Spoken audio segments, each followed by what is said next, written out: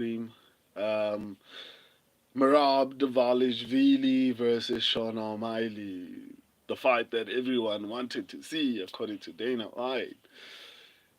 Um, you know what? Let me not even criticize this fight. Let's just get down to the breakdown. Um, maybe I should wait for a couple of people to come on, but in any case, they can rewatch this after. That's fine. So Merab Dvalishvili versus Sean O'Malley. Mm, I struggled so much to predict this fight, largely because I feel like this is going to be significantly closer um, than before, potentially, right? Merab Dvalishvili is at an age where a lot of dominant champions lose their belts, right? Um, when you look at the time that Kamaru Usman got knocked out, it was around the 34, 35 age range. When you look at the time that Israel Adesanya lost his belt, it was around the age of 34, 35. Um, when you look at what other dominant champion existed. So basically, if you look at every single champion that has been dominant historically, you can basically see you can you can you can okay, please wait.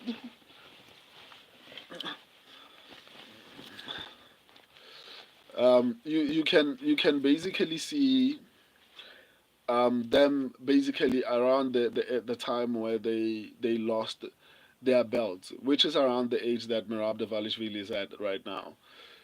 So my biggest concern right now is the fact that obviously Merab Dvalishvili is aging. Number two is that Merab Dvalishvili is very skilled and relentless. However, he does not have like a high fight IQ, in my opinion. Okay, he does to some extent because usually he strikes when he needs to and he grapples when he needs to. However, recently what I've heard from Merab Dvalishvili is that he plans on striking with Sean O'Malley, right? That's one of the things that he actually mentioned. He was like, I feel like I'm going to be striking a little bit more. Rene, there is a lot. 34 isn't too bad. I agree, my guy, but the thing is, the thing is, a lot of dominant champions. That's when they lost like their belt, right? That's when they lost their belt. So even though I genuinely don't feel I agree with you. 34 is not too old, but my thing is historically, and I'm talking about heavier weight classes. Like every dominant champion, Alexander Volkanovski, what do you call him?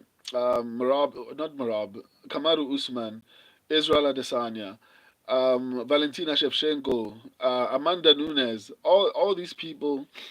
No, it's 35. No, I mean, look, some of the people that I've mentioned, I don't think it's 35. Was it 35? I think it's 34, around 34, 35.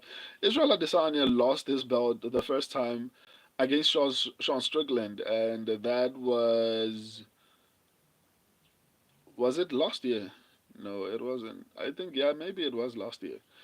35 is when the lighter championships start losing. I think it applies across all champions. It's a little bit better for heavier champions. Like for example, look at Alex Pereira, look at Glover Teixeira, right? So for me personally, I feel like the 35 age mark is a little bit more acceptable. Is a little bit more acceptable when it comes to heavier weight classes, especially light heavyweight and heavyweight. Middleweight going down, I think it's basically the same rule because so far we haven't had a champion at middleweight who's above 35 since who? I think was it Michael Bisping? I don't know. Maybe I'm wrong. Maybe I'm wrong, but since Michael Bisping, I don't know. I can't remember any champion at middleweight that was above the age of 35, or rather 35 or over. Shoshot McGee, Shoshot McGee, McGee, he is 34, so there is hope. Yeah, I agree. Shot McGee, I can't handle another rainbow champ. Shot, who do you have? I'm leaning Merab. Oh, okay. So back to the breakdown. Basically, my thing is, it's been a while since we've had an over 35 champion. From middleweight, even at what do you call it? Even at welterweight, even though Bilal won the championship, obviously, but still lost. He didn't actually defend his belt. Even going downwards, Alexander Volkanovski, I feel like, and I've been saying, people have been saying I hate Diego Lopez. That's why I've been picking against him. But in all honesty, I haven't been picking against him because I don't like him. I just felt like he has been overrated for a very long time. Just that he's been facing the right competition for him to perform in a specific way. And Alexander Volkanovski, that's why I picked Alexander Volkanovski. Unfortunately, those kind of good picks that I used to have, I don't know if I'm still going to be able to have them, largely because I changed my prediction strategy. And even though it will improve my overall prediction accuracy, I'm sure being able to call upsets like Bo Nickel, being able to call upsets like Volkanovski. Actually, I don't think Volkanovski was the underdog, but a lot of people were picking Diego Lopez. But being able to pick people like Ian Gary to beat Carlos Prates, being able to pick Alexander Volkanovski to beat Diego Lopez, being able to pick RDR to beat Bo Nickel. You know, those kind of picks, I don't know if I'm going to be able to do them because I changed my prediction strategy in order to improve my overall prediction accuracy. So, unfortunately, I don't know going forward if I'm going to have a lot of quality upsets picks, but my prediction accuracy, I'm hoping, is going to go up. I think I'm at like 65% right now, which is low in my opinion. So I need to get back to 70%. But yeah, it hurts my heart a little bit to know that I'm not going to be able to call those kind of upsets. But ultimately, I want good picks, so I have to sacrifice that. In any case, so back to what I was saying. I've been able to actually call a couple of decent upsets. And I feel like I have a feeling I just haven't done the research that I normally do on this particular fight because I've changed how I do things. But I just feel like Sean O'Malley is one of the few fighters, even though I don't feel like he deserves this shot, I think he's one of the few fighters that has the ability to actually beat Merab. My subscribers and I are picking Merab Dvalishvili. Obviously, I think he has good pace. I think cardio is insane. But the first thing to go when you get older, I think it's a common thing. Everyone knows this is your endurance, it's your cardio. Look at Kobe Covington. He's never been good, but everyone was hyping him up to be this incredible athlete. And people are forgetting that everyone was busy saying Kobe Covington is this killer. He's amazing, is this, is that. Up until he did what he did against Leon Edwards, a lot of people were still backing Kobe Covington. And then after he refused to fight against Leon Edwards, that's when everyone was like, Kobe sucks and everything like that. Obviously, those talks had already begun at that particular point. But people like, for example, MMA Guru were saying, nah, Kobe Covington is going to get this one done. You know, so those kind of things, for me personally, I feel like cardio has been one of the weapons for Kobe Covington, and it's gone, and it has revealed how trash he is. Merab Dvalishvili is 34 years old, and I feel like the time for his cardio to leave him is very near, right? We don't know when it's gonna happen. It's gonna just happen in an instant, right? But I feel like the mere fact that he's still under 35 for me gives me a little bit of hope that it might not affect him as much. But the problem that I have is that Merab is busy saying he's going to strike with Sean O'Malley, and that worries me because Sean O'Malley has a reach advantage. He has that knockout power, and it might be strategic to his mind, right? I think that's the decision. Even though people don't agree that Bilal Mohammed changed up his strategy to from grappling to striking, I feel like that's actually what happened. Unfortunately, even though a lot of people don't want to believe that, because when have you? And they use examples like, yeah, Bilal, Maz, welcome to the stream. I'll reply to everyone. Drizzy Gold, I'll reply to everyone once I'm done with my breakdown.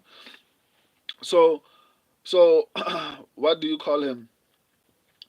What thought was I on? So yeah, everyone was busy. What was I saying? I think I was speaking about cardio, but I think I was done basically making the point about cardio. But basically, what I think I was basically referring to was that I genuinely feel like Merab's cardio is gonna hold up to some extent. However, oh, I was speaking about Bilal. Yes, I was referring to Bilal, and people were busy basically. Um, I don't think Guru picked the Kobe at all in recent times. He did go back to the fight between Kobe Covington versus Leon Edwards. Rene, there is a lot. Go back to those predictions. He actually picked Kobe Covington to beat Leon Edwards. I was so shocked. But yeah, he did actually. Go back and check those predictions. But back to basically what I was saying. Everyone was saying. I mean, Bilal just shot like a couple of takedowns and it didn't work out. So for me personally, I genuinely feel like it's the criticism that I had for Erin Blanchfield, right? That's the criticism I had for Erin Blanchfield when she fought Manon Fiorot. I criticized her team for making a strike, and people were like, "Nah, it's not because her team made a strike. It's because it was difficult to take Manon Fiorot down." Of course, if you didn't work on that in your camp, it's gonna be a lot more difficult to take that person down if you didn't work on that particular strategy and build that muscle. So that's what happened. Even though people refuse to accept this is what happens. Erin Blanchfield went into that fight preparing to strike, and everyone, even today, people are still saying, "Oh my God, she's improved the strike and everything." That's the same strategy, unfortunately, that Bilal Muhammad had, especially because he had success against Leon Edwards and he's training with Ignacio Bahamondes. So in his head, he was like, "Oh my God, I can go." Um, like really long rounds with Ignacio Bahamondes, and Bahamondes has been knocking out people, and in his head he was like, I can actually win this fight on the feet. So in his camp, because people don't realize that obviously everyone is an athlete and they are always in shape, but whenever it comes to training camp, that's when a lot of these fighters work on certain aspects of their game, on certain aspects of their fighting abilities. If they're fighting a grappler, that camp is going to be focused, for example, on takedown defense, on certain elements that are going to enable them to actually avoid getting taken down. Right? Special athletes, right, do not just train for when they have a camp. Special athletes train throughout. Like for example, people like Islam Mahashev, people like Hamza Chimaev, those people they don't wait for a training camp in order to prepare. That's why they excel. It's because they don't wait for a training camp and be like, okay, it's time to prepare for a fight now. Even maybe when they have a training camp, that's when they work on specific things. But generally, I've heard Hamza Chimaev say things like, "I've been in a training camp for a year and I haven't had a fight in the past." Like he said things like that. He's said things like, "I don't party, I don't do 1, 2, 3, 4, 5, so it allows for me to spend all my time in the gym." Right? So athletes like that, that's why they excel, is because they don't necessarily focus on specific they don't focus on specific camps to work on their weaknesses in a fight. They work on their weaknesses outside of camp, and that's why a lot of these people are so successful, even even though like they might come in on short notice, even though it hardly ever happens. But for example, Islam Mahashev took the fight against Renato Moicano. I know that's a bad example, but he dominated him. What do you? Movsar Evloev took the fight, the short notice fight against Diego Lopez, and still won. Uh, Even though people give credit to the person who's coming in on short notice, even the guy who's accepting the fight on short notice, it's a different stylistic matchup, right? So all these people, when they stay in camp for a very long time, it allows them to continuously improve. So that's why I feel like if people like Erin Blanchfield, when she fought Manon Pirot, she was definitely working on striking. That's why her wrestling was not as effective, because in that camp they were not working on wrestling; they were working on striking. Similarly with Bilal Muhammad, Bilal Muhammad was working on his striking, especially because of Ignacio Bahamondes. I think the confidence, the false confidence, not false confidence, but the misled confidence came from having success with maybe striking with Ignacio Bahamondes, and he probably thought, well, I have Canelo hands. Like that's basically what he's been saying. It wasn't probably definitely it wasn't a joke, right? So I think he believed in his hands too much, and it resulted in them focusing too much on that. Maybe in their head they convinced themselves, okay, Jack is gonna be difficult to take down. How about we just have the how about we just get into the but again, how about we go into this camp and basically train our hands? That's basically what happened, and I'm fearful that that's what's going to happen with Merab Dvalishvili, especially because he's been talking too much about striking, and it honestly worries me. Um, it honestly worries me sincerely that Merab, I wouldn't put it past Merab to actually say I want to strike this fight, right? And if he does that, Sean O'Malley is going to knock him out. It was already a close fight with Merab putting on the pace on Sean O'Malley. And even though it's not major things that Sean O'Malley has left, for example, Sean O'Malley is no longer as active on social media. He's no longer making content. And even though people might say, "Oh, that's not a massive change in his um, that's not a massive change in his camp," that's fine. But you need to take into consideration. I'm also a content creator, right? I don't like calling myself that, but still, I create content, so I'm classified as that. I know the level of difficulty it takes to keep a full time job and also have create content. I'm fortunate enough to be able to create content, or rather smart enough to be able to create content that doesn't require my face, basically, or my voice. And I've been able to build like a really big following around that 400,000 monthly viewers, obviously 16,500 subscribers. But people like Sean O'Malley require themselves to be on camera. And I can't imagine how difficult that is. Right? Obviously, streaming is not the same as creating content and all those type of things. The level of difficulty it takes to create this, I feel like him stepping away from that is going to allow him to improve on certain aspects, or is going to give him more time in training camp. In training camp, in order to improve certain aspects of his game, I genuinely think we're going to see an improved Sean O'Malley, to be honest. And I mean, I know, Sean O'Malley has not fought the best competition, or rather, he's fought the favorable matches, and he arguably lost against Piotr Jan. um, Merab is arguably the gold of the bantamweight division. I don't think anyone is going to even argue that up until he loses to someone, and then so that person maybe defends once or twice, and then they are going to call him the gold. And that's how MMA works today. So,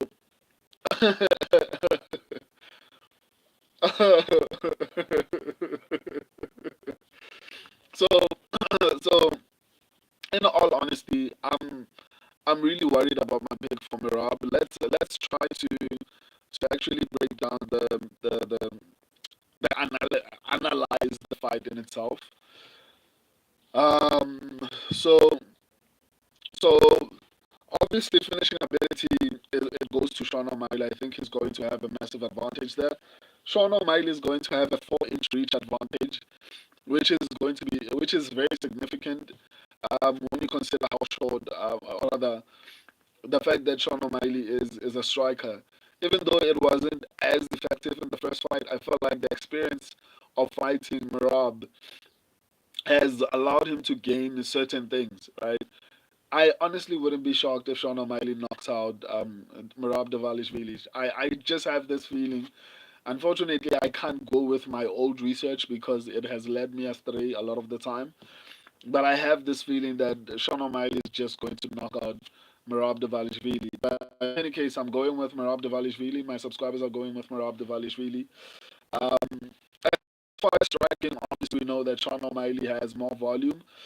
Defensively, Sean O'Malley is better, but Merab, to be honest, doesn't get hit that much because he grapples a lot. He has a grapple heavy approach, so obviously a lot of people, it's like I always say, the Habib effect. If you're too worried about him grappling with you, you are most likely not going to strike the same way you normally strike, and eventually maybe you're not going to throw as much. So that's going to give him the advantage as far as defense. But I obviously technical striking abilities, volume, accuracy. I mean, it's Sean O'Malley plus the reach, plus the finishing ability. If the fight stays on the feet, it's not going to be even close. I think Sean O'Malley is going to just knock this guy out. On the ground, obviously, what do you call him? Merab Dvalishvili is going to dominate this particular fight.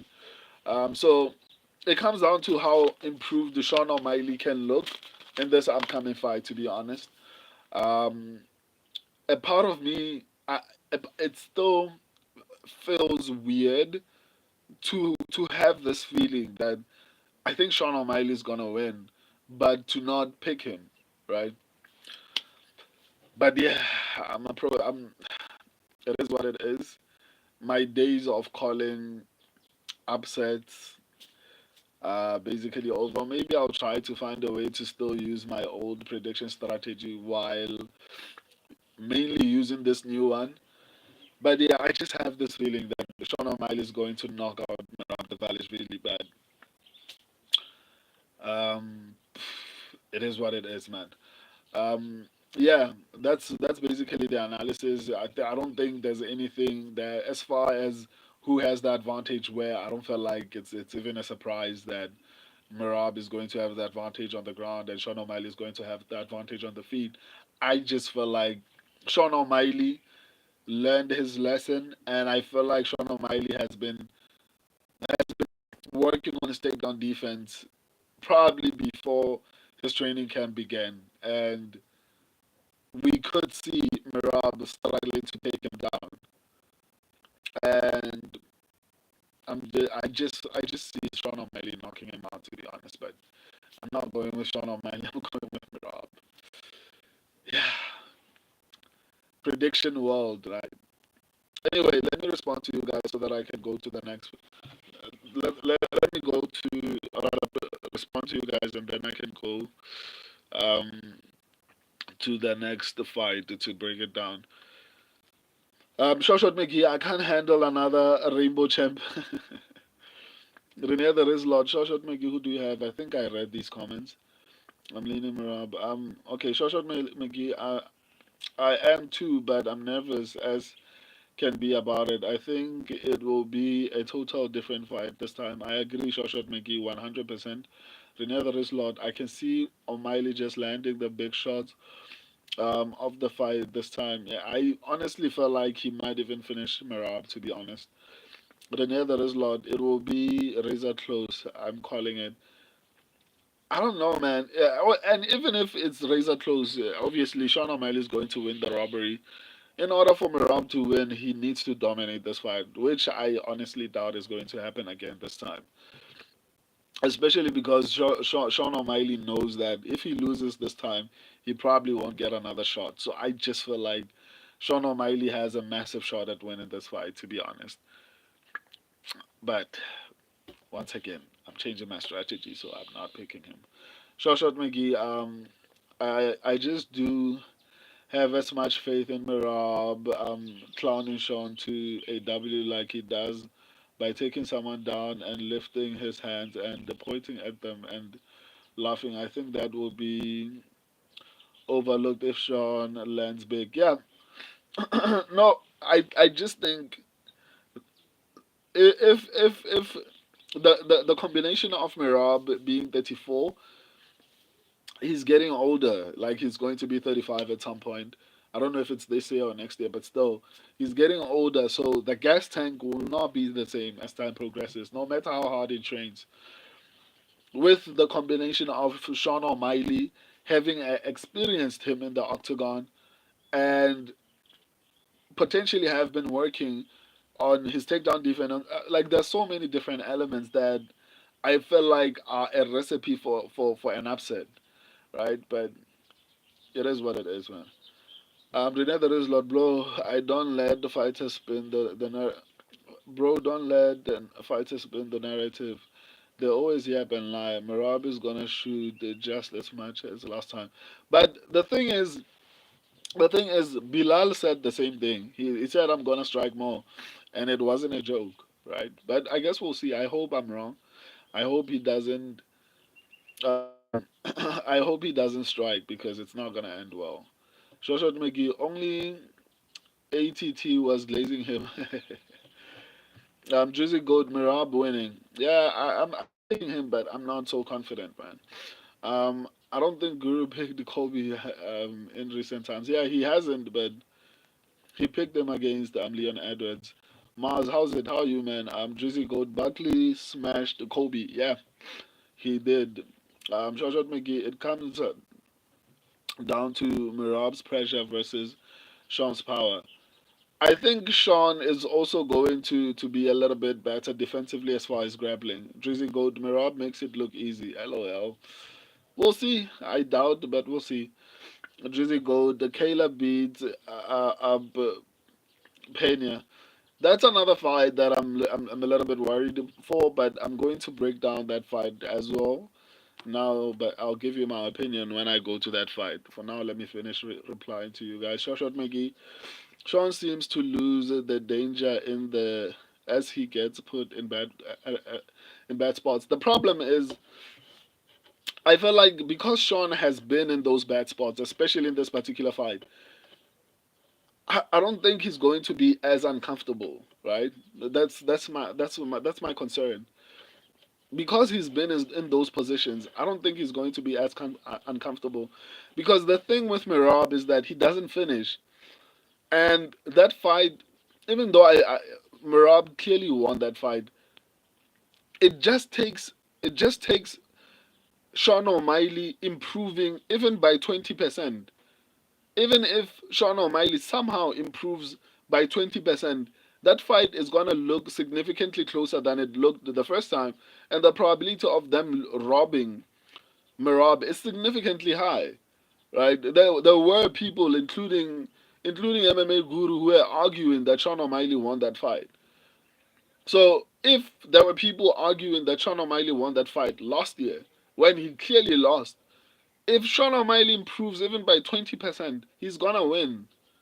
Irrespective of how the fight goes, he's gonna win. Right? Because Merab is not going to hurt you. Right? He's going to get you tired. That's why I'm saying if Sean O'Malley somehow improves it, it doesn't have to be by much. Even if it's 20%, he's gonna win that fight. Whether it's decision, whether it's finish. And I'm honestly having this feeling that Sean O'Malley is going to knock him out. I don't know why I have this feeling. Okay, it's because of research. But my research sometimes has been wrong. Just that it irritates me that the research is so good at calling upsets, major upsets, but it's just so terrible at normal day-to-day fights, man. Like for example, I was able to pick Alice Adeline over Ryan Dos Santos, and that was a good call. Like that was a really good underdog pick. And then I go on to have I, so it sucks, but it is what it is. But I just have this feeling that Sean O'Malley is going to knock out Mirab. I'm not picking Sean O'Malley, but I just feel like Sean O'Malley is going to knock him out. I guess we'll just have to wait and find out. But it sucks that I'm not picking Sean O'Malley, but I just have this feeling, man. I don't feel like Sean has to improve much. Just by 20%, he's gonna win. Believe me. Rene the Rizlot, dude. I just looked at the Guru's video on UFC 290. He picked Leon. Did he? Or maybe I remember. Are you sure? What did you look? Are you sure about that, man? Rene the Lord, he picked the Buckley to beat Kobe too. Oh, okay. I remember him picking Kobe Covington, or maybe it was the announcement of the fight. Um, he picked Buckley to beat Kobe too. Rene the Lord, never mind. Okay. Shoshat Megi, haha, Guru, the coin flip. We might be related. Guru sucks at picking fights. Shoshan Miki, I would make fun of him, but I just went the 5-4 last card. Yeah, I mean, I'm also in no position to make fun of everyone. Like, I was high and mighty last year, but now I'm among the losers. you know? So, yeah. Rene the Reslord, same. Shoshat McGee, a bad pick on a terrible card. Yeah, man. Rene the Lord, I did so terribly last card. It gave me a depressing ass Sunday. I just couldn't be bothered to do shit. I'm that way about every single card. Like you know that feeling that you had. I have it every single time. Every single time I get picks wrong, that's my Sunday, right? It just that's why I was like, dude, I can't do this much research and still not get the results that I want, right? That's why I ended up changing it. Bro, I picked Clay. I picked Clay too, man, and that was like a domination, man. Shawshot McGee, that happened to me when they robbed Aldo. Rene the Rizlord, little dude got smashed. Shawshot McGee, I tried so hard to tell you, and you did, man. Rene the Rizlord, I should have listened. Me too. Joshua McGee, but I understand. I fading coin flip. The other is Lord. I ignored the competition and just went on gut instinct and what I thought would happen stylistically. Yeah, that was also a flaw on my end. Shoshat McGee, with a 50-50 record, you had good reason not to listen. Yeah. The other is Lord, bro. It wasn't you. It was just my terrible analysis. I don't fade people. Yeah. Renee the Lord, I'm not that desperate. Jordan McGee, no more deep dives for me. Never works. Average IQ is too low in the UFC for this to work. Yeah, I've realized that. Renee the Lord, true. Renee the Lord, I'm just gonna go off of who's not a tart. Jordan McGee, just going off of who has more weapons, better cardio and size. Yeah, that's a better strategy. Rene the Lord or Quitter, yeah. Shoshat McGee, we need to standardize the testing to set a IQ baseline for these fools. Nah, it's gonna come, man. I'm going to make sure that I improve the statistics on this channel as I grow. I just don't have the funding. Actually, maybe I should start looking for partners to see maybe if I can make that into a reality. Rene the Lord for sure. Shashwat McGee, let's go Merab. No rainbow champs in the USA. Renee the Lord, yeah, I'm probably picking Merab. Shashwat McGee, Sean has been training with all the wrong people and doing too much lately for me to pick the dog. Yeah, I guess you actually, yeah. I mean, what do you call him? Israel Adesanya. I mean, he's a striker, so I don't think that's a good camp. But I think it was more for Israel than for him. Um, MJP, good life. I'm picking Sean just cause Mirab, Pinky Toe, LOL. Rene Darizla, dude, Mirab had worse injuries the first time. Damn. Rene Darizla, bros was eating Indian street food too. Shashan Maki, Indian street food was so bad. Rene Darizla, Mirab can handle anything, yeah. J Money, Holland not losing. I guess we'll see, man. But that's also another close fight. Shoshan Megi Holland is still cry over his divorce. Been bitter since. Guys, let me go to Pena versus Harrison. I love and appreciate all of you. It's not goodbye. I'm going to the next stream. If you want to join me, let's go there. Love and appreciate all of you. Deuces.